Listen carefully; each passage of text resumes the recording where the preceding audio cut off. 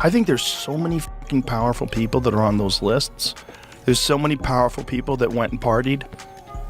Air quotes, partied.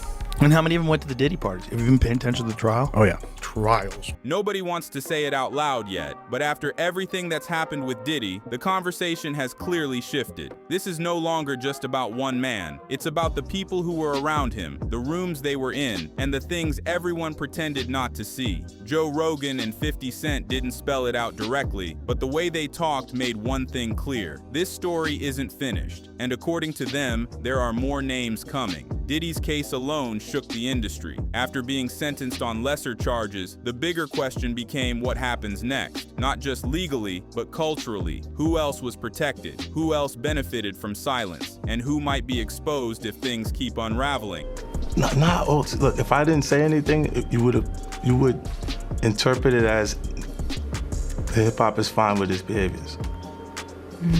There's no one else being vocal. That's where Joe Rogan and 50 Cent come in. Both have been vocal about power, accountability, and the way certain people get handled differently when money and influence are involved. And once they started talking about the Diddy situation, people noticed they weren't speaking in hypotheticals anymore. The first name that keeps coming up is Meek Mill. Meek's connection to Diddy was never a secret. For years, he was right there. Public appearances, parties, celebrations. When everything was good, the relationship was visible. But once the accusations started piling up, everybody was passed out. Yo, Diddy had that man in the room. Look, yes, I put my ear to the fucking door and I brought the phone because Diddy started going in overdrive. I ain't know what the was going on, but I just heard balls slapping against cheek. Meek's tone shifted fast. Online, he pushed back hard. He said he had nothing to do with any wrongdoing. He framed himself as a target, saying people were trying to destroy a powerful black voice. Strong words, but they didn't land the way he probably hoped, because people remembered the visuals. That Vegas birthday party still gets brought up. The mansion, the guest list, the footage, the stories that came out afterward. Even if nothing illegal is ever proven, the optics alone made it hard for people to accept the idea that Meek was completely unaware of the environment he was in.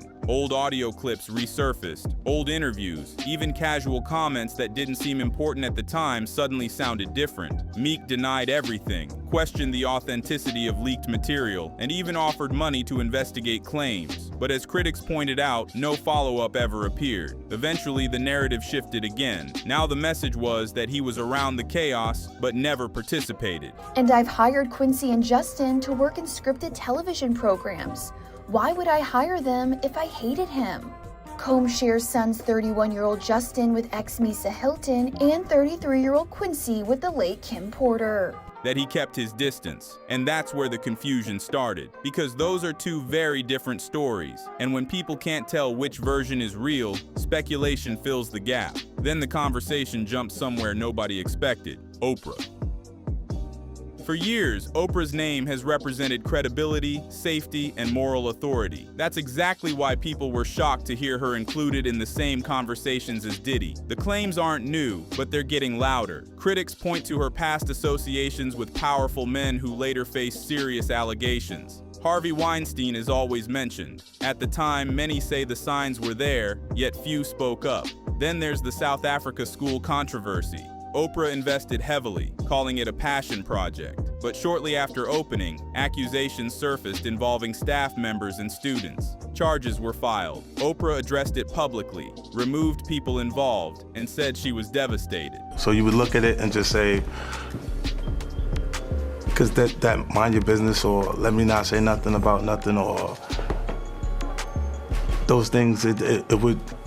Still, critics argue that the full story never added up. Now, with everything else coming out, people are revisiting those moments and asking whether influence played a role in how certain stories were handled. Commentators like Jaguar Wright and Dr. Umar have hinted for years that Oprah holds enormous behind-the-scenes power. Power that can end careers without ever saying a word. Whether that's true or not, the perception alone is enough to keep her name circulating. Another figure under scrutiny is Stevie J. Stevie isn't just connected to Diddy socially. He helped build the bad boy era. He was part of the foundation. When federal agents raided Diddy's property, Stevie openly talked about being there and still stood by him afterward. That loyalty raised eyebrows. You're hanging out with Diddy in his mansion in Miami?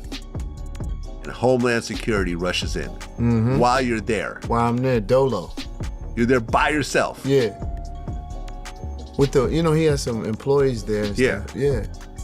Lawsuits tied to the Diddy situation have allegedly mentioned Stevie by name, claiming he played a role in organizing certain gatherings. None of this has been proven in court, but the allegations alone changed how people look at his public defense of Diddy. While others distanced themselves, Stevie doubled down, and that made people wonder whether it was loyalty or fear of what comes out if he walks away. Then there's Ashton Kutcher. Clips of him at Diddy's parties have resurfaced, showing him relaxed, joking, and clearly comfortable in that environment. On Hot Ones, when asked about Diddy party stories, Ashton froze. He admitted he had stories but said he couldn't tell them. That pause said more than any denial. Add to that the letters Ashton and Mila Kunis wrote in support of Danny Masterson before his conviction, and people started questioning judgment, not just proximity. No accusations have been proven, but the pattern of association keeps putting Ashton's name back in the conversation. Wow, okay, I've got a lot I can't tell. I can't tell that one either.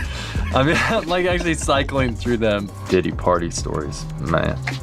That was like some weird memory lane. And finally, Naomi Campbell. Whenever Diddy and Epstein are mentioned in the same breath, Naomi's name follows. She has acknowledged knowing Epstein, but denied any awareness of his crimes. Critics find that hard to believe given how widely known the rumors were in elite circles. Rumors surrounding Diddy's alleged private islands and exclusive gatherings have only fueled that speculation. Online commentators claim Naomi played a larger role than just attending events, though these claims remain unproven and based largely on anonymous accounts. Still, old photos, interviews, and social connections continue to resurface. And in an era where perception spreads faster than facts, that's enough to keep suspicion alive. So now the question becomes unavoidable. If Diddy talks, who else gets pulled into the spotlight? Who knew more than they're admitting? And how many powerful people are hoping this story fades before it reaches them? Nothing here is settled. Many of these claims are allegations, rumors, or resurfaced controversies without legal conclusions. But one thing is clear. The silence that protected people for decades is cracking. And once that happens, the fallout rarely stops with one name. Let me know what you think. Who do you believe is truly at risk if this goes further?